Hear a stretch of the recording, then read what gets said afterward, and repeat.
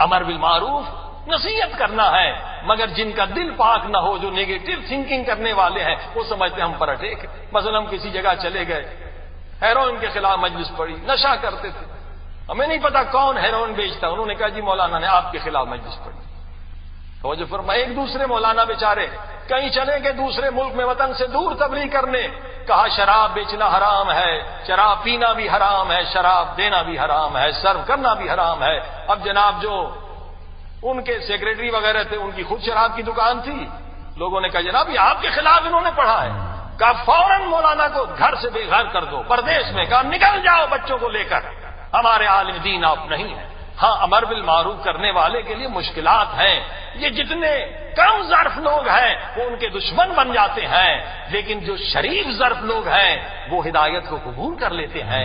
انبیاء کے ساتھ بھی یہی ہوا کہ انبیاء نے جب بھی تبلیغ کی تو دو ریئیکشن ہوئے، جو شریف لوگ تھے وہ مومن ہو گئے، متقی ہو گئے، پرہیزگار ہو گئے، حرام کو چھوڑ دیا، اور جو بدتینیت تھے، جن کے مزاج میں ایمان نہ تھا، جن کی خصلتیں بگڑ چکی تھیں، وہ انبیاء کے دشمن ہو گئے، وہ انبیاء کے قاتل ہو گئے۔ عزیزو مگر امر بالمعروف اگر علماء ختم کر دیتے تو یاد رکھیے آج اسلام میں بھی حلال حرام ہو چکا ہوتا، حرام حلال ہو چکا تھا۔ شیعہ علماء نے بھی قربانیاں دی ہیں، سنی علماء نے بھی قربانیاں دی ہیں کہ آج الحمدللہ جو حلال سرکار محمد مصطفیٰ ہے وہ آج حلال ہے، جو رسول خدا نے حرام کیا ہے وہ آج حرام ہے، اور قیامت تک حرام رہے گا، حلال حلال رہے گا۔ یہ سب علماء کی قربانیاں ہیں۔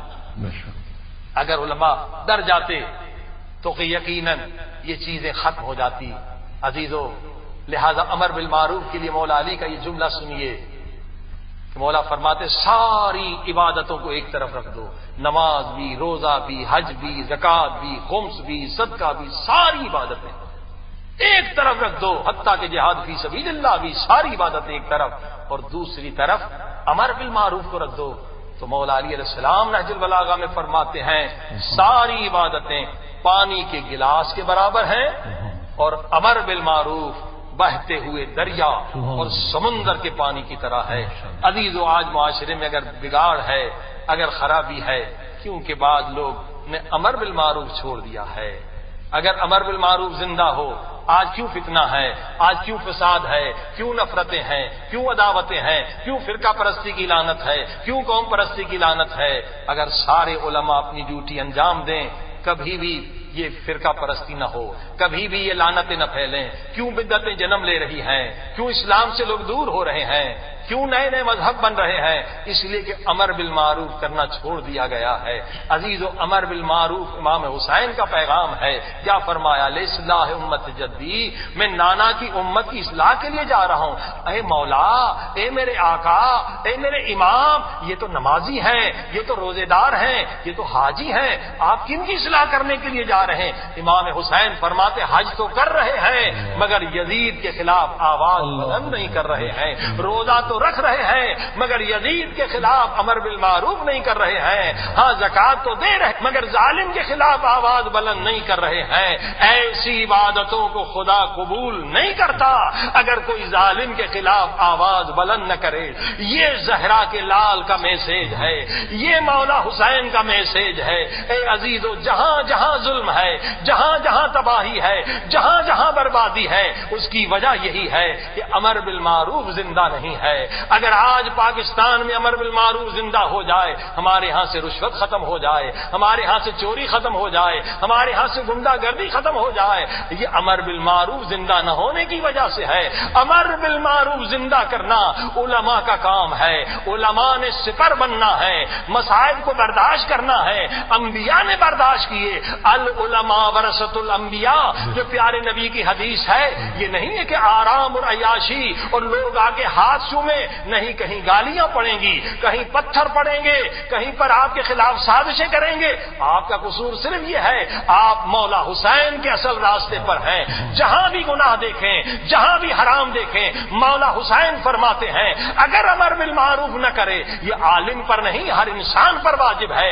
اگر کوئی ظلم دیکھ رہا ہے، آپ حق کی بات نہیں کر رہے، اگر بے حیائی دیکھ رہے ہیں، حق کی بات نہیں دیکھ رہے، نہیں کر رہے ہیں، اگر فتنہ ہو رہا ہے، قرآن کے خلاف عمل ہو ہو رہا ہے، واعتصموا بحبل اللہ کے خلاف ہو رہا ہے، نفرت عداوت کی تقریریں ہو رہی ہے، خواہ مخواہ تبرع بازی ہو رہی ہے، اور خواہ مخواہ ایک دوسرے پر گالی گلوچ ہو رہا ہے۔ آپ پر واجب ہے امر بالمعروف کریں، اگر نہیں کریں گے تو مولا حسین کا فرمان سنیں۔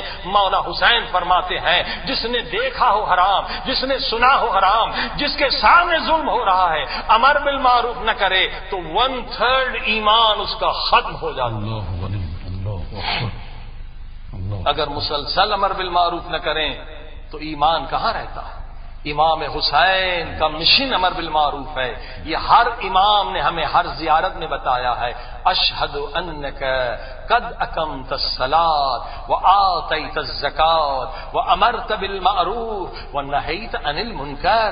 مولا حسین آپ کی شہادت کا مقصد یہ ہے نماز قائم ہو جائے، زکوٰۃ قائم ہو جائے، امر بالمعروف زندہ ہو جائے، نہی عن المنکر زندہ ہو جائے۔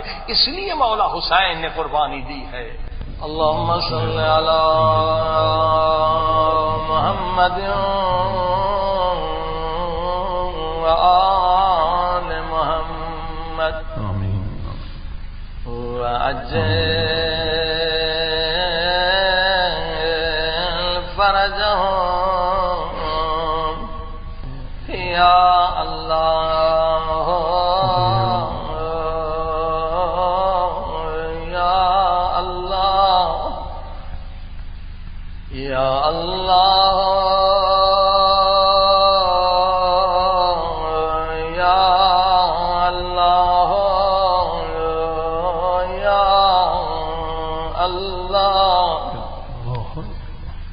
مرتبہ کوئی یا اللہ کہہ کے دعا مانگے، اہل بیت کا واسطہ دے، اس کی دعا رد نہیں ہوتی۔ یا اللہ یا اللہ یا اللہ۔ اے خدا اس ننھی سی گردن سکینہ کا واسطہ جس میں ظالموں نے اتنے زور سے رسی باندھی تھی کہ سکینہ بول بھی نہیں سکتی تھی۔ ہائے میرے اللہ، ان زخمی کانوں کا واسطہ جن کانوں سے شمرنے ایسے زیور اتارے تھے کہ بچی کے کان زخمی تھے، ہاں میرے اللہ ان رخساروں کا واسطہ ظالم نے اتنے تماچے مارے، ہائے بچی کے چہرے پہ کالے اور نیلے نشان تھے، اسی لیے بچی آدھی رات کو بین کرتی تھی، آئے میرے بابا، ہائے میرے مظلوم، ہائے میرے مسافر بابا، ہائے میرے پیاسے بابا، اے میرے غریب الوطن بابا، بابا ایک بار آ جا، ذرا میرے زخمی کانوں کو دیکھ کر جا، بابا میں تیرے سینے پہ سوتی تھی، بابا مجھے خاک زندان میں نیند نہیں آتی، کیا کیا بہن کرتی تھی یہ بچی، شام والوں نے رات کو سونا چھوڑ دیا۔ یزید کو شکایت کی ہے کہ بچی زندان شام میں ایسے بہن کرتی ہے، اس کے بہن سن کے ہمارے بچے بھی روتے ہیں۔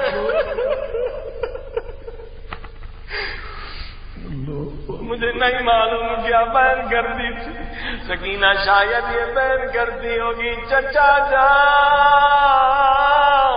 ابا بعد چچا کو پکار دیا، ہائے چچا جان قسم لے لے اب پانی نہیں مانگوں